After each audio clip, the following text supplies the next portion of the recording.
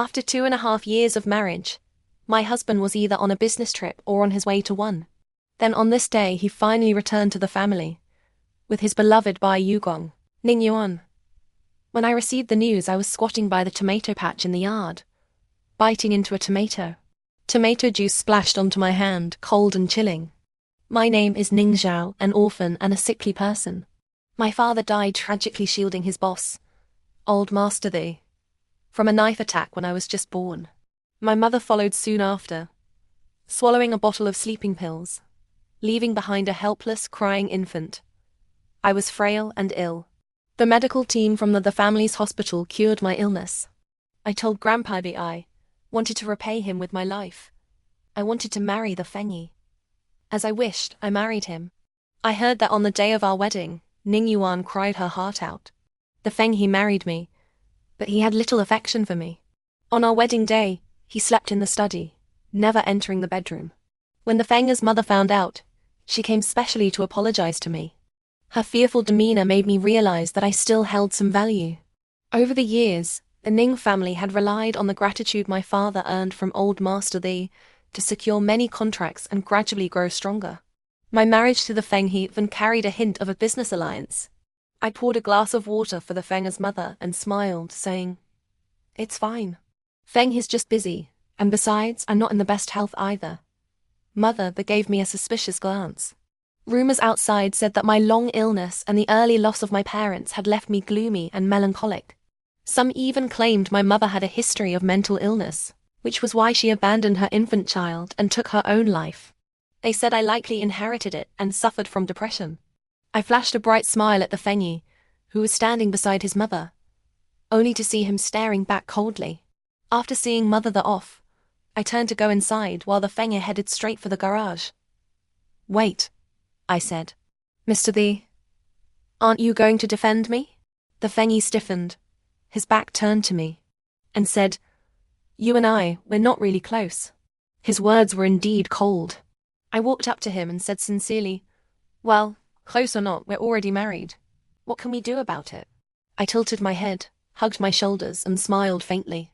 "Mr. When you negotiate projects, you always emphasize win-win situations. Now that we're married, legally speaking, we're like two co-managers of the same company. I hope you'll fulfill your duties as a husband. Of course, I'll also fulfill mine as a wife." The Fenghe's ears suddenly flushed red. I was close enough to see sweat beading on the tip of his nose. "I know." He then called for the nanny to help me inside. 3 months after marrying the Fenghe, he sent me to country C on the surface. It was because the environment and air abroad were better for my health, but I couldn't be bothered to delve into the real reasons. So, for over 2 years, except for the occasional times he passed by my place during business trips abroad, he was largely absent from my life. I quite liked this arrangement. I hired people to tidy up the land around the house, planting eggplants, peppers, cucumbers, beans and tomatoes, as well as peach, plum, pear and apple trees. I even planted a small patch of roses. Sometimes, when the plants died, I would sit in the vegetable garden and cry all day. The nanny who took care of me probably thought I was a pitiful and peculiar person. The Fenghe remained cold toward me, coming and going with indifference. Once, I woke up thirsty in the middle of the night and opened my eyes to find him staring at me. There was something in his eyes I couldn't decipher, completely different from his demeanor during our intimacy hours earlier. This man changed expressions faster than flipping pages in a book. I thought he was sick, and he probably thought the same about me. When I heard that a domestic project might keep him busy for half a year, I even sensed his relief. After all, I wasn't even a good bed partner, and someone like him likely never lacked for women. I went back inside, washed my hands, and changed into a presentable outfit upstairs. "Auntie Lee, I'd like pork trotter and soybean soup for dinner tonight." I instructed the nanny to prepare dinner. The Fenghe's mother called, seemingly wanting to explain something. I reassured her, "Don't worry, I won't tell Grandpa Ye." But Mother sounded even more anxious on the other end of the line, stumbling over her words. The Fenghe returned, looking even taller. Do men still grow after turning 30? Such a strange thought crossed my mind. Ning Yuan unexpectedly stepped out from behind him, wearing a long dress and looking delicate and charming. Sometimes I thought the one with poor health in the Ning family should be Ning Yuan. She always appeared frail and delicate, like a willow swaying in the wind. Even Lin Dayu would have bowed in admiration. I snapped back to reality and chuckled, saying, "Sister has grown even more beautiful." I glanced at the Fenghe, whose expression had turned slightly sour. Ning Yuan looked at him, seemingly indignant. "What do you mean, Zhao? Was I not beautiful before?"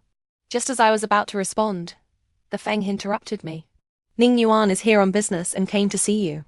Everyone is concerned about your health." I turned and sat back at the dining table, resting my chin on my hand as I looked at the Fenghe. "There's nothing wrong with my health. Ever since your team performed the surgery and cured my illness, I've been perfectly fine." "Thank you, dear." The Fenghe's face turned from pale to red as he called for the nanny to ask about dinner. Ning Yuan's face turned from red to pale. I snorted inwardly. That night, Ning Yuan stayed over. Ning Yuan is my cousin, 2 years older than me. We grew up together. She was groomed as the successor to the Ning family, business smarter and more perceptive than me, and most importantly, healthier. When I was 5, I was diagnosed with congenital heart disease. Due to its complexity, it wasn't until I was 16 and underwent surgery by the family's medical team that I truly recovered. In that sense, I truly am grateful to the Fenghe. Of course, it's also true that the Fenghe and I aren't close. He's close to Ning Yuan. Ning Yuan and the Fenghe were classmates for 3 years in high school. I also know that Ning Yuan has strong feelings for the Fenghe. Ning Yuan not only likes the Fenghe but also craves attention from teachers, praise from parents, and admiration from strangers. At night, the Fenghe embraced me and began undoing my pajamas. Suddenly, for some reason, I got up and fetched a new mattress and blanket from the closet. I laid the thick mattress on the floor, took a blanket, and lay down to sleep. The next morning, after washing up and heading downstairs, I saw the Fenghe and Ning Yuan already seated at the dining table, having breakfast. Hearing the commotion, the Fenghe looked at me with a smile on his face. I froze for a moment, feeling the urge to turn around and go back upstairs. It wasn't because the scene hurt me, but because I realized I hadn't taken my vitamins that morning. From a distance, I called for Auntie Li, asking if she had seen the vitamins I left on the study desk. I also asked her to bring me some breakfast. While I was eating my porridge, the Fenghe pushed the door open and entered. I knew Ning Yuan was just outside. I smiled sweetly and warmly at the Fenghe, my words especially pleasant. "Ning Yuan likes you, doesn't she? But sorry I got there first." I took a bite of a steamed bun and continued, "Do you want a divorce?" "But I don't." "What should we do?" The Fenghe's face turned ashen as he stood a few feet away, silently watching me. I continued eating my breakfast. A few minutes later, the Fenghe left and never returned, taking Ning Yuan with him. I spoke too soon. For 6 months after that incident, the Ning family kept calling me, hoping I could influence the Fenghe. Meanwhile, the Fenghe remained silent. The Ning family's cash flow had encountered some issues, and the family seemed to have grown wary of them, often adopting a wait-and-see approach in many matters. On the day Ning Ruhai called me, the Abraham Darby rose I had planted myself died. Ning Ruhai is the head of the Ning family, my uncle. I sat by the rose garden for a long time, so long that I didn't even notice when the Fenghe arrived. He helped me up and brushed the dirt off my pants, startling me awake. I pushed his hand away and said calmly, "The Fenghe don't help the Ning family. As long as you don't, I'll agree to any request you make." He stared at me for a long time. Just as I couldn't bear his gaze any longer, he picked me up and carried me inside. He pulled me into the bathroom. The Fenghe seemed like a different person, roughly stripping off my clothes and spraying the showerhead directly into my face. I choked and coughed, raising my hand to block the water. The Fenghe grabbed my wrist. "You're dirty," he said. "Let's get you cleaned up."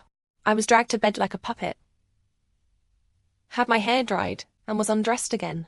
In the midst of intense pleasure, I thought, this is fine.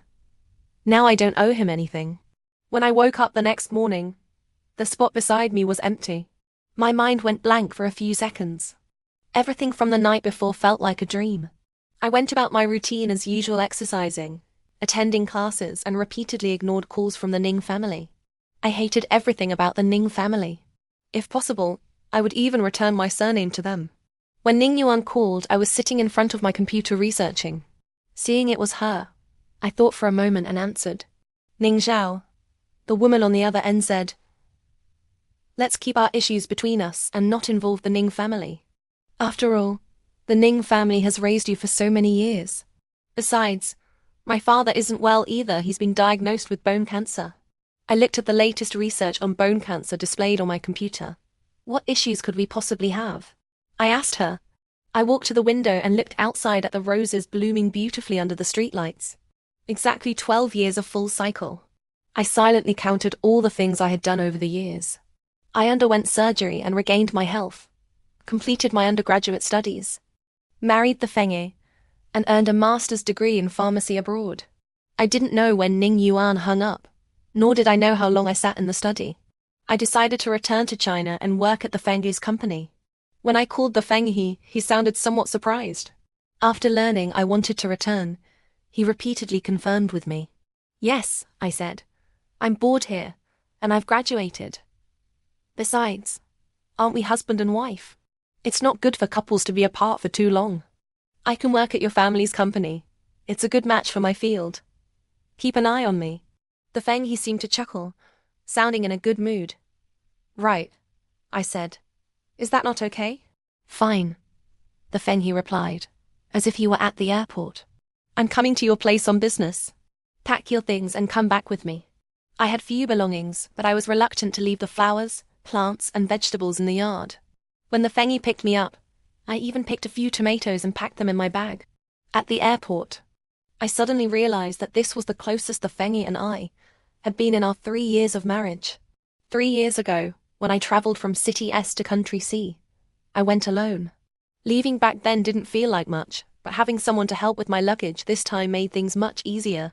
The Fenghe spoke little, so I kept my head down and read my book. On the plane, he got up to speak with a flight attendant and returned with a glass of milk for me. In the middle of the night, I felt someone turn off the nightlight. I wanted to open my eyes and say thank you, but deep sleep pulled me back under. I've always been a light sleeper, struggling to rest well even in bed, let alone on a plane. But this journey I slept quite soundly. By the time we landed at City S Airport, I was in a fairly good mood. However, seeing the Fenghe's unsmiling face dampened my desire to talk. I needed to quickly reconnect with life in China. I chatted animatedly with the Fenghe's assistant, Zhao Jiang, only to realize later that the Fenghe had already taken my backpack. I can manage, I said, reaching to take it back from his shoulder. He shot me a glare.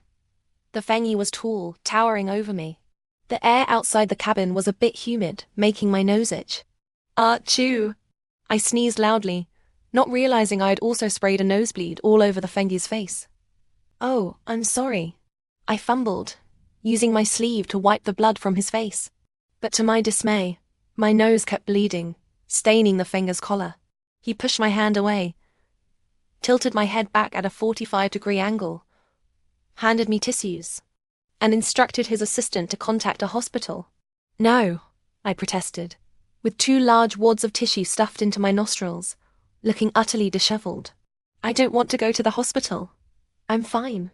We'll let the doctor decide that, the Fenghe said coldly. No matter how much I resisted, I was still taken to the hospital. This time, I was the one glaring at the Fenghe. But even as I strained my eyes, the Fenghe insisted on sending me for blood tests. When I entered the lab, I looked up and unexpectedly saw deep concern in the Fenghe's eyes. Maybe he does have a heart, I thought to myself.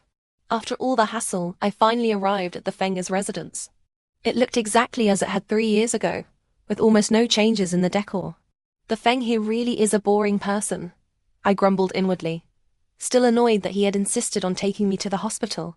One of the things I hated most in my life was going to the hospital. The second thing I hated most was living in a sanatorium. As a child, due to my underdeveloped heart, I spent some time in the hospital and was later sent to a sanatorium. I lived there until I recovered. From a very young age, I knew that my cousin Ning Yuan had feelings for the Fenghe. After recovering from my illness, I used the excuse of repaying a debt of gratitude to cry and insist on marrying the Fenghe. When I was little, my cousin was a cheerful, lively, and spirited girl. Almost no one disliked her, and I was no exception. At one point, I even believed that Ning Yuan was the only exception in the Ning family. To outsiders, the Ning family I grew up in seemed like a warm, loving, and harmonious extended family. But I had been locked in a room by my uncle's son during a New Year's Eve dinner, unable to leave or eat. I had spent birthday after birthday alone in the sanatorium. I had envied other children who could go to school normally. Ning Yuan was different. She unlocked the door to the room I was trapped in, even though the New Year's Eve dinner was already over by then. A few days after my birthday, she brought me gifts, pencils, and notebooks her school had given her.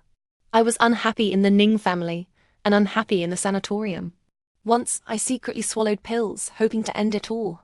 However, due to my ignorance, I had only taken vitamin C tablets given to me by a nurse at the sanatorium. Only one little fool noticed my unhappiness. His name was Song Yu, and he also lived in the sanatorium. He had kidney problems, and it was said that only a kidney transplant could save him. So his mother quit her job as a hospital nurse, found work at the sanatorium, and moved in with him. She stayed there, helping him with dialysis, while waiting for a suitable kidney donor for surgery. The little fool had the most beautiful smile, with eyes curved like crescent moons. But he said my smile was even prettier, with 2 dimples at the corners of my mouth. That made me wonder for a long time how to make my dimples deeper. The little fool also said I was smart and cute. Before that, I had only heard relatives praise my cousin Ning Yuan for being smart and cute. The little fool also told me stories. I always had trouble sleeping, so he would tell me stories every night, and only leave after I fell asleep. He was only 3 years older than me, but he seemed like an adult, understanding so many things.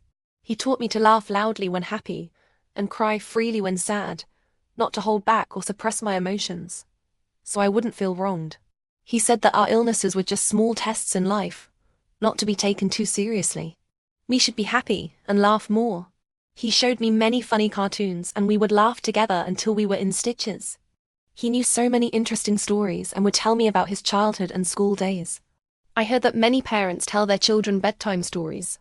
I didn't have parents, but I had the little fool who told me stories. Why did I call him Little Fool? Because I was often called Little Fool by the Ning family's sons and daughters. So I started calling Song Yu that too. Why else would a non-fool spend time with someone as isolated as me? On the day we learned that a kidney donor had been found for the little fool, Ning Yuan came to the sanatorium to visit me. The little fool was so overjoyed he seemed to have lost his mind. He came to my room, ignoring Ning Yuan's presence, and showed me the plans he had written in his diary.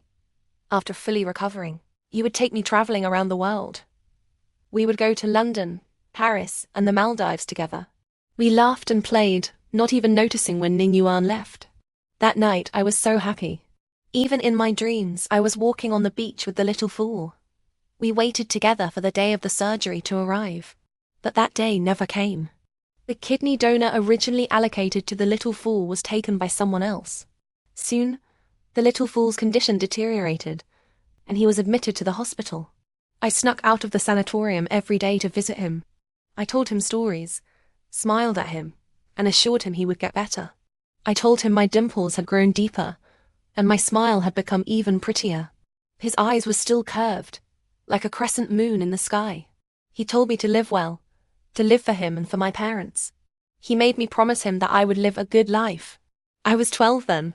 One night, I woke up from a nightmare, missing the little fool terribly. I secretly took a taxi to the hospital to see him.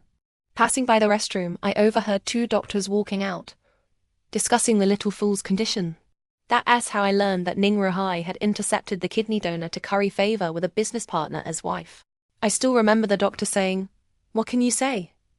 That kid Song Yu just has bad luck. He's been waiting for years and he's only 15, right? Someone else came for a match, and it just so happened that the kidney suitable for him was also suitable for that family. What could you do? The Ning family's influence has grown so much these years. What's one kidney to them?" I stood outside the little fool's hospital room until dawn. Then, I fell seriously ill, so ill that my already fragile heart nearly stopped. My illness alarmed the family, and they sent many doctors to treat me. By the time I fully recovered, the little fool had already passed away. Ning Ruhai asked about Song Yu, saying I had kept calling his name while I was sick. I looked at him with scorn, watching his mouth move. I had never seen a demon, but I knew people could wear the skin of one. I heard him say, "Ning Xiao, how could you get entangled with some stray kid from who knows where? That Song Yu's mother came looking for you a while ago, saying he was on his deathbed and wanted you to see him. Who does she think she is? If you ask me, it's better that Song Yu died." Ning Yuan came back that day and mentioned that this Song Yu had a kidney donor lined up. She suggested I see if it matched Chairman Tan's wife, and it actually did. Chairman Tan's wife was saved, and our Ning family secured a major project that will sustain us for years. Why do you think we adults work so hard? It's all so you younger ones can have a good life. Ning Yuan came to apologize to me. She cried, saying she had only mentioned it in passing. Her intention was for her father to inquire at Song Yu's hospital, not to steal his kidney donor. She cried beautifully, the kind of beauty often described as pear blossoms bathed in rain. She kept saying, "I'm sorry, Xiao. I'm so sorry." Suddenly, I realized that the last seemingly decent person in the Ning family wasn't he so decent after all. Instead, she seemed loud, flashy, and utterly nauseating. That day, I chased everyone out and stayed alone in the hospital room for a long, long time. I pulled off the ECG monitor attached to me and tried to run and jump in the room, hoping my heart would finally stop beating. But I was too weak. Before I could even take 2 steps, I fainted due to low blood sugar. I had thought that for someone like me, dying would be easy. When I woke up again, I realized something. If I wasn't afraid of death, why should I fear living? I asked Grandpa if I was going to die and begged him to save me. I took advantage of old Master Yi's guilt and sympathy. A few years after the surgery, at 22, I asked him to treat me as a granddaughter-in-law and let me marry the Fenghe. I hated Ning Yuan for her sudden jealousy. I hated all the elders in the Ning family for their cold-bloodedness and filth. From then on, I spoke very little in the Ning household, and they all said I had depression. I found it utterly ridiculous. After that incident, Ning Ruhai treated me extremely well, even with a hint of flattery. Later, I also learned many interesting things. After my parents passed away, the Ning family sold their house and used my plight to gain sympathy from the family, securing many projects from them. How did I find out? Naturally, by eavesdropping when my uncle was lecturing the younger generation. He didn't to share these stories to make the Ning family's children remember my parents, but to teach them how to leverage connections and resources effectively. The Ning family's business gradually expanded, and Ning Yuan's admiration for the Fenghe grew day by day. Ning Yuan kept a diary, recording all her thoughts about the Fenghe. The year she graduated from high school, Ning Yuan had planned to confess her feelings to the Fenghe. But I mixed some amoxicillin into her drink, and the next day, her lips swelled up. Her planned confession was ruined. Long illness makes one a doctor. I knew a bit about medicine, and had noticed that Ning Yuan was allergic to amoxicillin. At the time, I thought to myself, if I had known more about pharmacology, perhaps destruction would have come sooner. But there's still something I need to do, and I have to take it slowly. I started working in the laboratory of Xingru Pharmaceuticals, researching a targeted cancer drug. Every morning, I prepare the mobile phase, balance the HPLC system, prepare samples, and in the afternoon, I start writing experimental records and cleaning glassware. It's busy and tiring, with mostly repetitive tasks. But I find fulfillment in this routine. This targeted drug shows better efficacy and has already reached the preclinical stage. The next step is clinical approval, followed by clinical trials. It was I who convinced the Fenghe to let me join this team. This group had low pay and heavy workloads, so almost no one voluntarily chose to join. When I told him I wanted to join, the Fenghe gave me a deep look. "If you don't let me join, I'll go to another pharmaceutical company," I said. He thought for a long time before agreeing, on the condition that I follow the team leader's arrangements. "Just let me in," I said. "I'll definitely obey and won't ask for special treatment." "Thank you," I said. I saw him smile a smile uglier than crying. I'm not used to calling the Fenghe husband. In fact, apart from that one time when Ning Yuan was present, I never called him that again. Since returning to China, few people know about the Fenghes and my relationship. We're more like roommates. Every day we go to work together. He drops me off, I get out first, and then he takes the executive elevator upstairs. After working for a month, I heard some gossip about the Fenghe from my colleagues. They said his white moonlight had been sick, so he founded this pharmaceutical company and acquired many hospitals. Others said his white moonlight was actually a man who died of heart disease. I found it amusing. Heart disease isn't some untreatable illness. I'm living proof of that. Alive and well. No wonder young girls nowadays love fanfiction and shipping fictional couples. Speaking of which, the Fenghe is quite strange. Ning Yuan doesn't seem like the type to give up easily. Even though he's married to me, I doubt she'd hesitate to do something like have an affair. But the Fenghe seems indifferent, not in a cold, aloof way, but just matter of fact. If there's business, they talk. If not, that's that. He doesn't seem interested in having extramarital affairs, focusing all his energy on his career. But then again, it makes sense. Listed companies hate scandals. One affair from the boss and the stock price could plummet. With ambitious senior executives watching closely. As the boss of a listed company, the Fenghe lacks the intimidating aura and cold authority often depicted in the novels the young girls in the group like to read. It seems like he's only cold toward me. Of course, in my eyes, the Fenghe isn't as handsome as the girls in the group think. Taller, yes, but I don't see the high nose bridge, sharp jawline, or puppy dog eyes they rave about. When I got home and saw the Fenghe already at the dining table drinking soup, I stood by the door and studied him carefully. What's wrong? He was about to sip his soup when he noticed me staring, unsure whether to drink or not.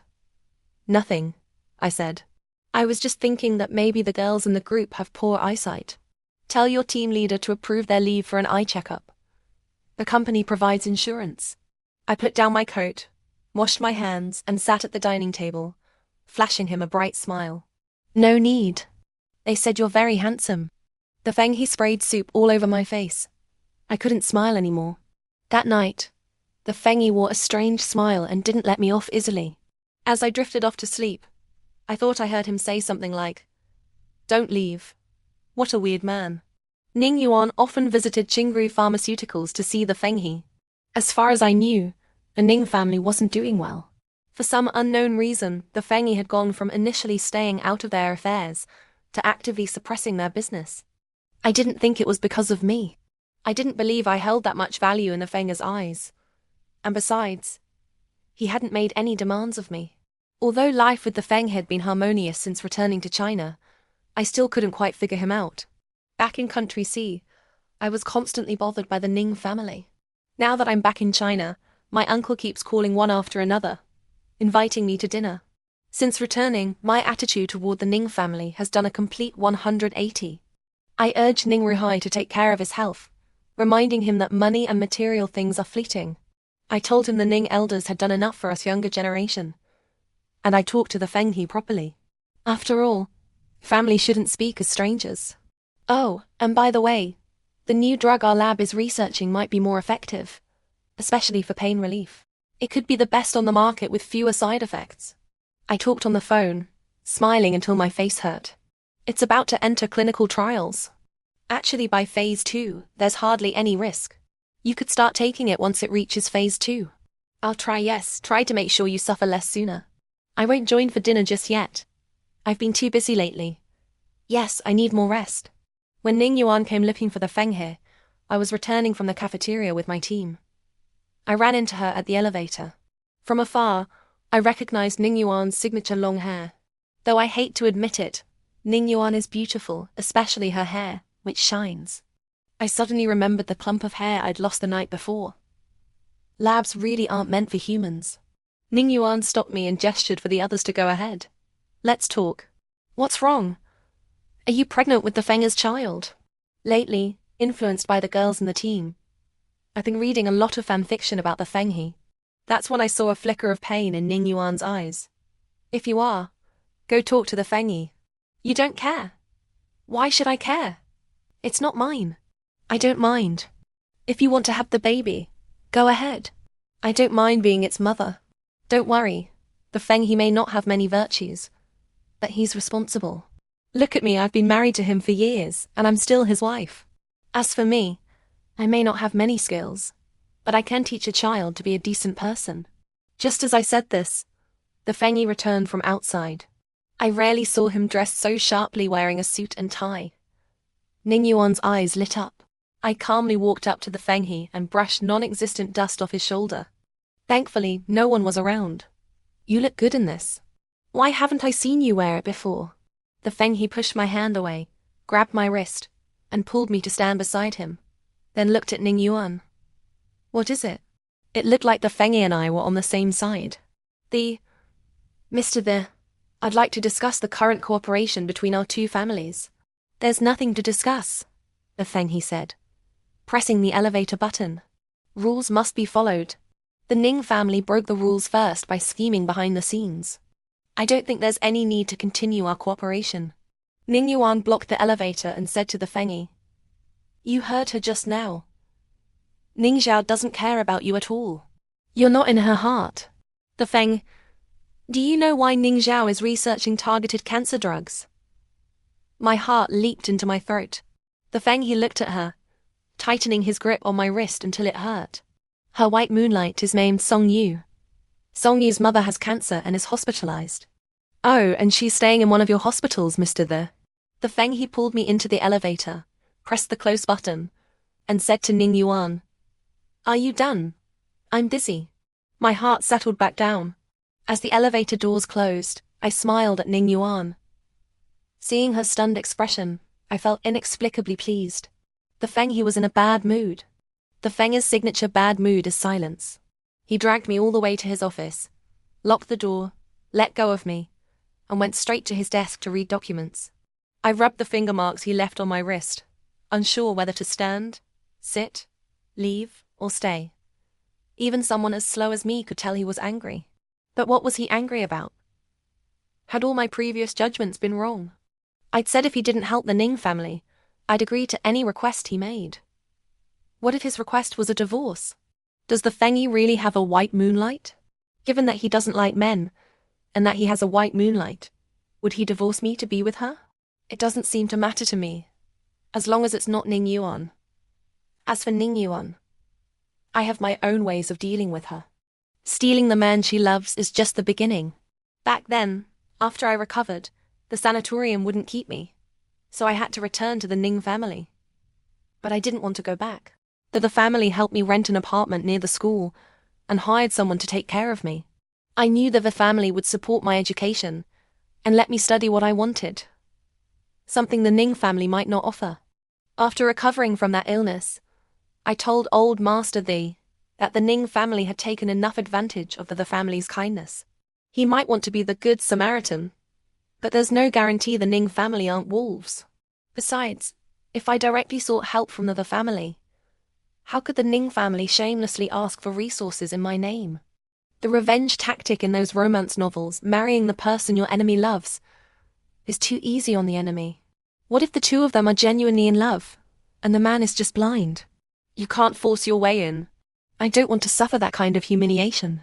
The satisfaction artificially created in those novels only fools young girls. Wait, doesn't that make the Fenghe too? I looked up at him. He was staring at the document, not turning the page for a long time. If he kept staring, I was afraid the paper might catch fire.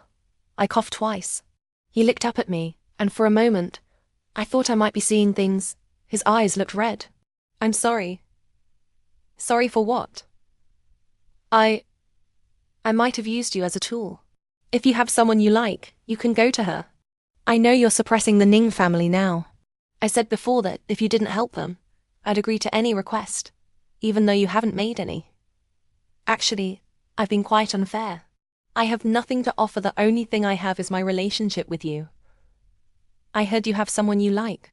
Our relationship can end here. You can go find her. I'll talk to grandmother. You can just treat me as an ordinary employee at Xingrui.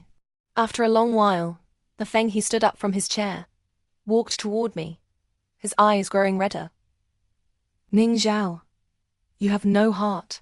With that, he walked out, slamming the door loudly behind him. I didn't have time to ponder what he meant by that. My phone rang. It was the hospital. The hospital said I needed to come pick up a treatment plan for Auntie Song. Ever since Song Yu passed away, I've kept in touch with his mother. I never dared tell her that her son's kidney donor had been taken by the Ning family to curry favor with someone else. I felt a sense of responsibility toward Auntie Song. Ning Yuan was partly right. My current research on this drug was also connected to Auntie Song's illness. When I arrived at the hospital, the doctor was sighing while holding a report. I remember you studied pharmacology, right? The doctor stood up and closed the door. Yes, so please speak frankly. The patient's condition isn't good. My mind went blank. My suggestion is conservative treatment, no surgery. First, she's older. Second, her immune system can't withstand any infections. Currently, we didn't have any medications left to give her. Doesn't Xingru Pharmaceuticals have a new drug in development? It depends on whether your mother can wait until it's available. Don't put too much pressure on yourself. How long does she have? Optimistically, about 2 years. Outside Auntie Song's hospital room, I received a call from the Fenghe. Hello? My sob came before my voice did. I don't know how long I cried on the bench in the hallway. The bustling crowd didn't pay attention to a woman crying in the hospital. Hospitals are places that hold suffering, a truth I understood 15 years ago. The Fenghe came to the hospital, flustered as he wiped my tears and took me home. I don't have many loved ones left in this world. The Ning family doesn't count, and now even Auntie Song might leave me. I couldn't stop crying. The Fenghe patted me gently, like comforting a child, slowly and steadily. I don't know how I ended up in the bedroom, but I cried myself to sleep. When I woke up again, it was already broad daylight. My phone had a message from the Fenghe saying he had taken leave for me. But I couldn't wait. To be precise, I didn't have time to wait. When I arrived at the lab, the Fenghe happened to be there too. Today was the day he listened to our team's progress report. His dark circles were heavy. Thinking about how he held me last night and let me cry for so long, I felt oddly embarrassed. Our team's drug was about to enter Phase 0 trials. From there to Phase 3 would take at least 3 years. I couldn't wait that long. I argued fiercely with the team leader during the meeting. The team leader finally threw out, "I won't allow you to gamble with human lives. Even samples are human," before storming out. One by one, the team members left, leaving only the Fenghe and me. The Fenghe watched me from across the table. I was exhausted. The team leader's words slowly amplified in my mind. I slumped in my chair, thinking how terrible I was. A pair of shoes appeared in front of me. It was the Fenghe. Am I a cold-hearted person? I looked up and asked him. No. I leaned toward him. Didn't you say I have no heart? Let me lean on you for a bit. Just for a little while. I thought how useless I was. After a long while, the Fenghe said, "You remember things quite clearly." Yes, I remember a lot. That's why I can't give up. The Fenghe stroked my hair gently. Suddenly he didn't seem so cold anymore. Instead, he felt warm. The Fenghe. I hugged him back briefly. You're actually quite warm. I apologize for my previous misjudgment of you. The hand on top of my head paused for a moment. Days passed in repetitive experiments. On my days off, I visited Auntie Song. Once, when the Fenghe was also heading out, he gave me a ride to her place. Auntie Song was resting at home now, going to the hospital every 6 months to check for progression. What's important is keeping the patient's spirits up, the doctor told me when she was discharged. She's older now, her metabolism is slower, and the cancer spreads more slowly. Many people live longer than expected because of a positive mindset. That was good news. One day, while I was accompanying Auntie Song to sunbathe in the neighborhood park, the Fenghe called to say he was picking me up and was already at the community gate. When he heard I was at the park, he said he'd come find me before I could refuse. Unexpectedly, the Fenghe met Auntie Song. I felt somewhat awkward because of Ning Yuan's remark about the mother of the white moonlight. Hello. The Fenghe politely extended his hand to Auntie Song. Auntie Song looked at the Fenghe for a long time, then at me. Ning Xiao is a good child, she said, holding the Fenghe's hand. You're a lucky young man. Yes.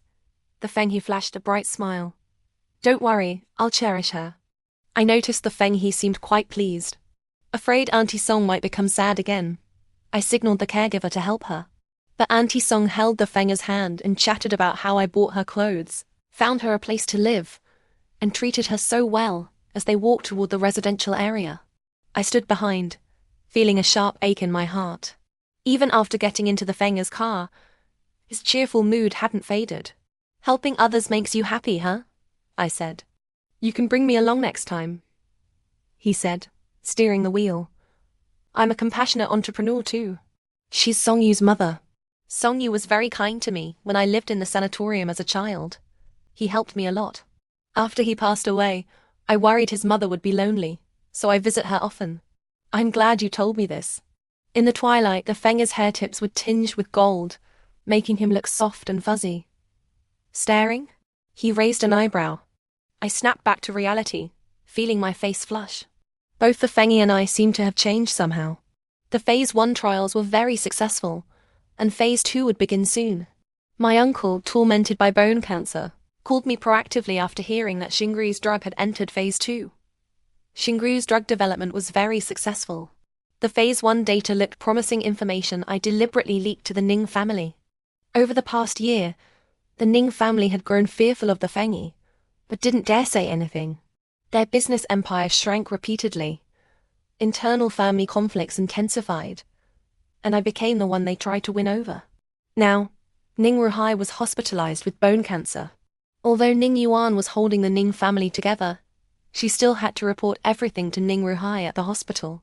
Inevitable conflicts existed between father and daughter. This was the day I had been waiting for. After obtaining Ning Ruhai's medical records from the hospital, I began preparing. Bone cancer is known as one of the most painful cancers because it affects deep areas and involves many nerves. When the pain strikes, only pethidine, Demerol, can help. They say pethidine is addictive, but compared to pain, who would refuse something that offers temporary relief? It's fine, I studied pharmacology. Using pethidine shouldn't be a problem. I gradually shared this information with my cousins in the Ning family. Unsurprisingly, within 2 months, Ning Ruhai became addicted to pethidine. At the same time, due to his age, he was at risk of heart failure. After pethidine injections, his blood pressure dropped and his heart rate slowed. Several times, he nearly didn't make it out of the ICU. When I heard that my uncle, in his pain, had slapped nurses and smashed monitoring equipment in the hospital, I knew my opportunity had arrived. Before I could leak more information, Ning Ruhai called me. Xiao, I heard Xingrui Pharmaceuticals has a drug that might help my condition. Can I try it? The pain is unbearable. Of course, uncle. When is convenient for you? I'll come over for you to fill out the paperwork. Oh, and it's best if Ning Yuan signs too. I brought my team members to the hospital to see Ning Ruhai. Just as Ning Ruhai was about to sign, the Fenghe appeared, grabbed his hand, and took the pen away. What are you doing here? Not feeling well? I smiled and asked the Fenghe. The Feng asked his companions to leave first. He told Ning Ruhai there was an issue with the paperwork and pulled me outside. Mr. The, what are you doing? I have work to do. I tried to free my hand and stop him from taking me away. The Fenghe remained silent, pulling me toward the parking lot. He shoved me into the car, returned to the driver's seat, locked the doors and started smoking. The car was so quiet I could hear our heartbeats. I cracked the window open slightly. Doing this will drag you down with them. The Fenghe's voice was hoarse. My heart skipped a beat. Once he signs the informed consent, your drug can be given to him. But this drug isn't suitable for him. It could trigger an immune storm in his body. He might not realize it. His doctors might not notice at first, and they might not even get the chance to find out. But what if? What if the Ning family investigates? It won't be hard to trace how you obtained his medical records from the hospital. If I'm not mistaken, you probably included Ning Yuan in your plans too. I laughed until I coughed. Yes, I said. Want me to tell you how I included Ning Yuan? The Fenghe looked at me deeply. I thought you might have considered me. I was stunned. After a long pause, I said, after this is over, I'll resign from Xingrui and divorce you. If they investigate, I'll issue a statement saying this has nothing to do with you or Xingrui. Stock fluctuations after something like this are normal. Many people are waiting to buy Xingrui's shares at a low. This drug has huge market potential once it's approved. The Fenghe slammed the steering wheel, accidentally hitting the horn. The sound echoed eerily in the silent parking lot. Ning Xiao, do I hold any weight in your heart at all? Never mind. Doesn't matter. The Fenghe drove me home. I remained in a state of shock, unable to speak for a long time. That night, I had a dream. I was at the edge of a cliff, and the Fenghe grabbed me. I fought back violently, and by accident, I pushed him off the cliff. I screamed, crying my heart out. The Fenghe woke me up, holding me tightly.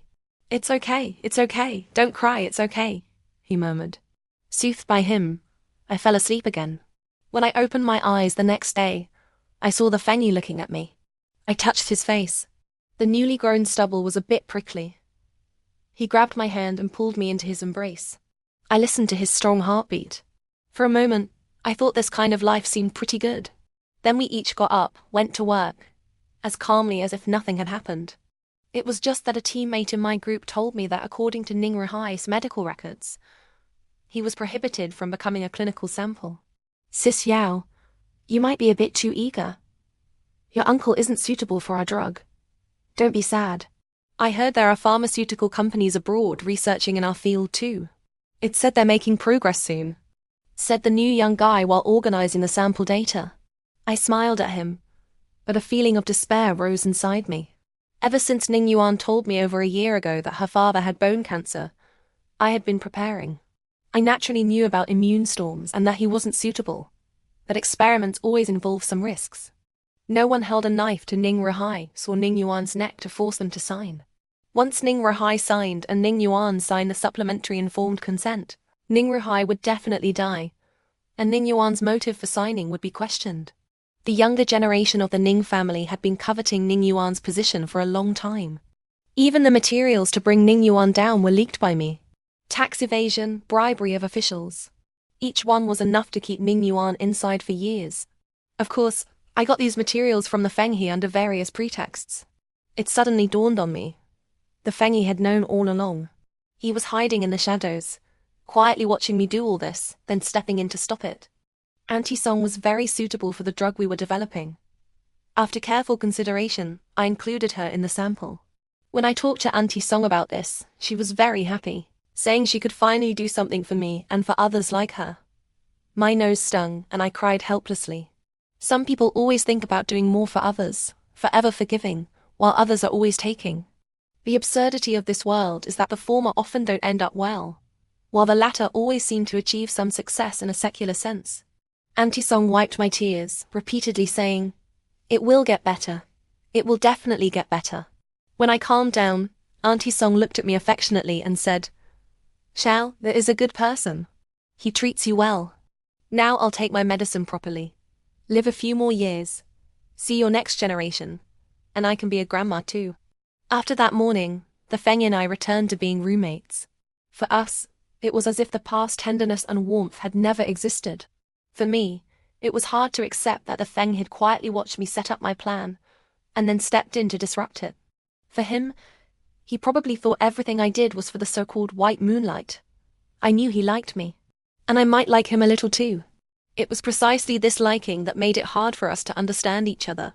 Seeing me dazed, Auntie Song patted my hand and said, "Your own happiness is the most important thing. People have to look forward. Little Song, you would also want you to be happy." I almost fled from Auntie Song's house.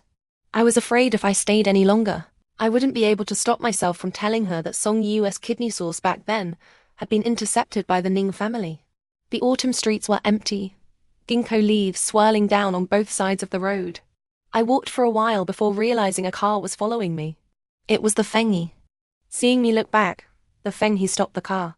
We just looked at each other from a distance.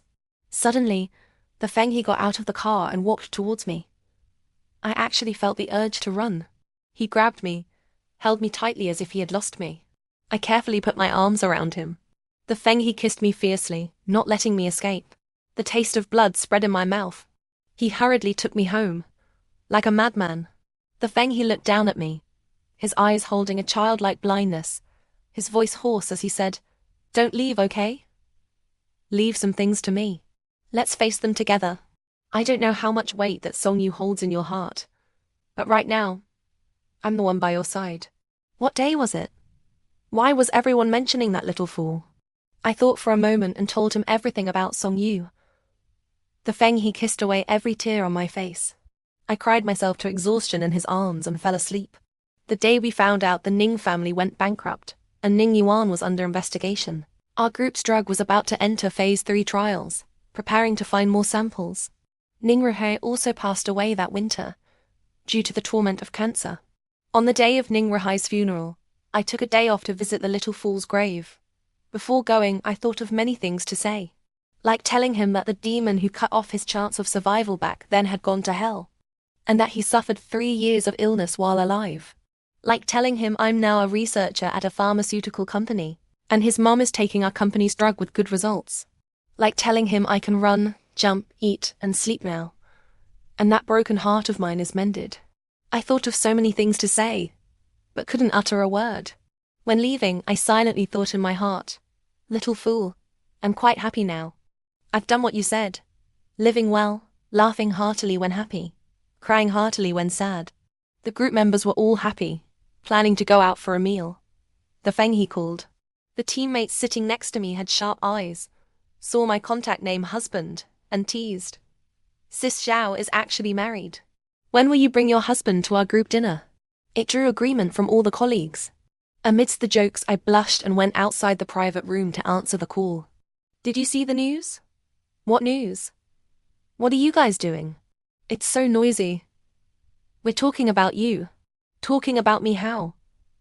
Talking about when you'll treat everyone to a meal. Then I'll have my assistant arrange a lunch together event. Many companies do this now to bring employees closer. Not asking you to treat as the boss. As my husband. What? It's too noisy here. Say it again. I could hear the chopin he loved playing in the quiet space on his end, and couldn't help feeling amused. As husband, identity. Whose husband? I'd never seen this person so childish. Mine. Oh, I didn't hear clearly.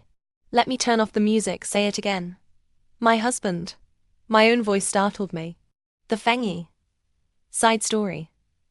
The first time I saw Ning Xiao was just before the high school entrance exam, nearing the end of junior high.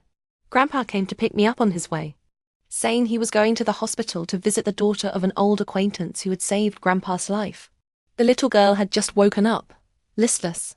Seeing Grandpa, she forced a smile. Her smile was quite pretty, with 2 dimples at the corners of her mouth, making you want to poke them with your finger. Grandpa routinely asked the doctor about her treatment and instructed her uncle, who was taking care of her, to spare no effort in her cure, with all expenses on the family's account. That middle-aged man was both fearful and respectful towards Grandpa. Hearing that the head of the family had come personally and was covering the medical bills, his joy showed on his face, as if his niece's illness was some great fortune. As Grandpa's grandson, I had learned the skill of observing people's expressions since childhood. Grandpa said, to achieve great things, you mustn't let others see your thoughts. Keep your emotions hidden, but you must see through others' hearts. Before coming to the hospital, my Chinese test results had come out, still as unimproved as ever. Grandpa said to become strong, you must be strong in all aspects. The strong have no weaknesses, and Chinese was my weakness. I didn't want Grandpa to know about this, pretending everything was fine. Besides, I wasn't the only grandson in the family. There were plenty of people ready to take my place. I was actually quite insecure and disappointed inside, but I hid it well. When Grandpa went to chat with the doctor, only she and I were in the room. The little girl pointed at my school bag and asked, Big brother, is school tiring? Not tiring, I said. Is school hard? Not hard. That's great. Big brother, remember to laugh heartily when you're happy, and cry heartily when you're sad. Don't hold back. That way you won't feel wronged. I looked at her in surprise, only to see she had fallen asleep, her breathing almost imperceptible. Later, I learned her name was Ning Xiao, that she had congenital heart disease, couldn't run or jump, and had hardly attended school since childhood, until she was 16 and had surgery. After the surgery, she specifically called Grandpa to thank him. After that, she visited the family much more frequently. Most of the time, she sat quietly among the crowd, not saying a word. The younger generation of the Ning family often snubbed her, calling her little fool behind her back. I thought those Ning kids were the real little fools. She could see Grandpa's pity for her at a glance, and also kept the Ning family's mess from tainting the family as much as possible, just right to keep Grandpa's pity for her intact. Everyone's tolerance has limits. She was very clever, separating herself from the Ning family. Even Grandpa often said, "The Ning family is the Ning family. Ning Xiao is Ning Xiao." As I was about to graduate with my master's degree, I heard that Ning Xiao, soon to graduate from university, wanted to marry me. Grandpa told me about this, but he added, "In families like ours, marriage is an exchange of interests. Ning Xiao is not the best choice. You can refuse." I can't remember if this was my first time being surprised by this little girl. Perhaps I shouldn't call her a little girl anymore. Over the years, I watched her grow up into a captivating young woman. I thought since she proposed to marry me, she must have been fond of me for a long time. Men are just that confident. I kept my emotions hidden in front of outsiders. But I didn't want my family life to become a distribution of interests, like the business world. I also wanted a harbor where I could laugh heartily and cry heartily. So I agreed. Even though Mother said her mother had died from depression, and she herself was too quiet. "It's fine," I said. "I'm quiet too. I like quiet." And so, when I was 25 and Ning Xiao was 22, I married Ning Xiao. The night before the wedding, I was nervous. I thought that little girl must be nervous too. She wanted to marry me so much. Suddenly I wanted to see her, to see if she was as nervous and shy as I was. After all, she was the one who proposed marriage. When I arrived at the neighborhood where she rented, I saw her downstairs by a brazier burning joss paper. Her face was red. She seemed to have been drinking. The nanny beside her waved at me. I thought for a moment but approached. Her eyes were full of tears, glistening, and the tip of her nose was red. Seeing me, she suddenly smiled, revealing those lovely dimples. I couldn't help but poke that dimple with my finger. This was something I'd wanted to do for 10 years. My heart was filled with tenderness.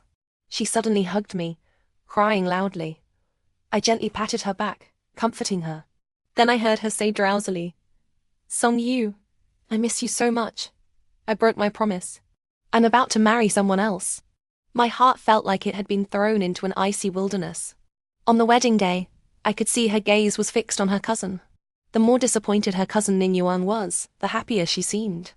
I knew about her cousin Ning Yuan. We attended the same school, and I'd heard from classmates that Ning Yuan liked me. Strange, both from the Ning family. Ning Yuan was rather dull, while Ning Xiao was so different. By the end of the wedding, she was already drunk. After sending her to bed, afraid of hearing another man's name from her mouth like the night before, I escaped the bedroom and slept in the study. My mother seemed worried, coming to see me the next day, fearing this girl might do something outrageous. I think anyone with a bit of sense could feel it. She had a kind of reckless, imposingly stern quality. I was very certain she would do things others wouldn't expect. We really weren't that familiar. I didn't even know she had another man in her heart. But she said she would do what a wife should do. That was a good thing. I ignored the fact that she saw marriage as a win-win. In this marriage, I only wanted to see what I wanted to see. And I couldn't help but feel my heart pound like a drum when she stood in front of me, tilting her head to look at me. One day, I passed by an employee's workstation and saw her watching a relationship show. A comment on the screen said, "Love makes people blind." I understood then. Since I was blind from the start, I didn't mind being blinder. I ignored the fruits and vegetables she planted in the yard of the house and country sea, and ignored her obvious low mood on certain days of the year. I even pretended not to have seen the notebook she hid in the study inside, were notes about how they could travel when they grew up, find a place to build a house, fence a garden, plant roses, grow vegetables, live a pastoral life. He met her before I did, but in the end, I was the one by her side. Sometimes, waking up at night, looking at her sleeping face, I would pep talk myself in my heart. Someday, I will have a place in this person's heart. I didn't know what conflict she had with Ning Yuan, but when Ning Yuan was around, she was clearly more willing to act affectionate with me. Acting too much might become real, I thought. So when Ning Yuan went on a business trip to Country C, and specifically sought me out, saying she wanted to go see her with me, I agreed without much thought. I wanted her to be more intimate with me, even if it was just acting. That day, when she came downstairs and saw Ning Yuan and me eating together, her eyes were filled with anger. I wanted to believe she was angry, and anger meant jealousy. Even her not letting me touch her the night before was because of jealousy. But I didn't like the things she said to provoke Ning Yuan. I wouldn't divorce her. Actually, we got along quite well. She was busy, I was busy. She was quiet. She loved reading. I loved reading. She liked Chopin. I liked Chopin. We even got along well in bed. When her eyes were dazed in bed, I thought, she must have some feelings for me, right? Seeing her sitting by the edge of the garden holding that dead rose, my heart shattered. The sun set behind her, as if about to crush her. I knew she was thinking of that person again. I pulled her up, but she begged me for help. It was the first time she had asked me for something, albeit under the guise of an exchange. Actually, even if she hadn't said anything, I wouldn't have helped the Ning family. Most of the Ning family were greedy, unscrupulous, and not good partners. I was gradually cutting ties with them. Hearing she was willing to return to the country, I was delighted. Originally, to keep her from having too much contact with the Ning family, I had settled her in Country C. That was the first time she expressed a desire to be with me. Regardless of her motive, I only wanted to believe what I saw. On the plane, watching her, who had taken sleeping pills, leaning against me and sleeping soundly, I felt incredibly at ease. It seemed only when she was asleep could I look at her and love her freely. Once she woke up, I had to start being blind.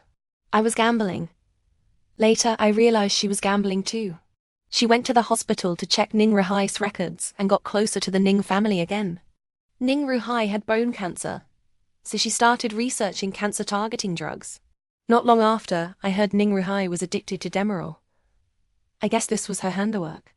I instructed the leader of her group to report all her research trends to me separately. Under my subordinate's suspicious gaze, I flicked through Ning Ruhai's medical records.